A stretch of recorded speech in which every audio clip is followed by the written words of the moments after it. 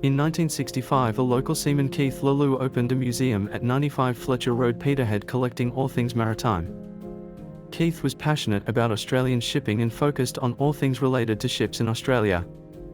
Keith donated the museum to the Port Adelaide Historical Society in 2003, and while we have maintained his collection, we have developed the museum with a broader Port Adelaide social history focus.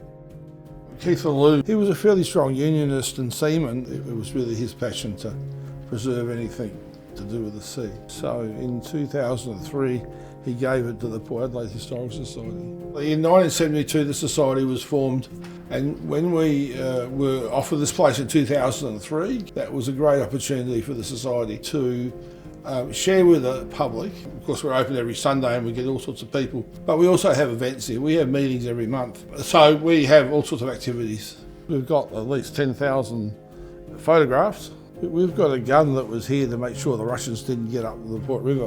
One of the big exhibits is the Twinkl.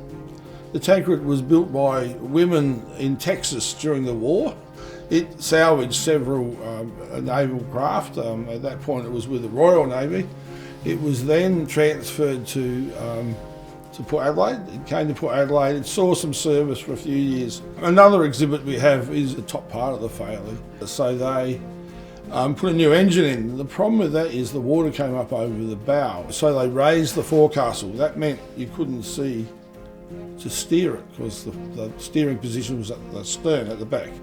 So they built a wooden wheelhouse on top. When it went to war, it was patrolling outside Sydney Harbour, and one of the midget Japanese submarines scraped the bottom of it. When it came back, they built the two steel boxes because the captain had to be next to the wheelhouse. The Golden Jubilee, there was money around to turn it into a sail training vessel. Those cabins were cut off, and Keith LeLeu turned up with a truck, and before it hit the wharf, it was on his truck. I think it's really important to know about what's gone on in the past.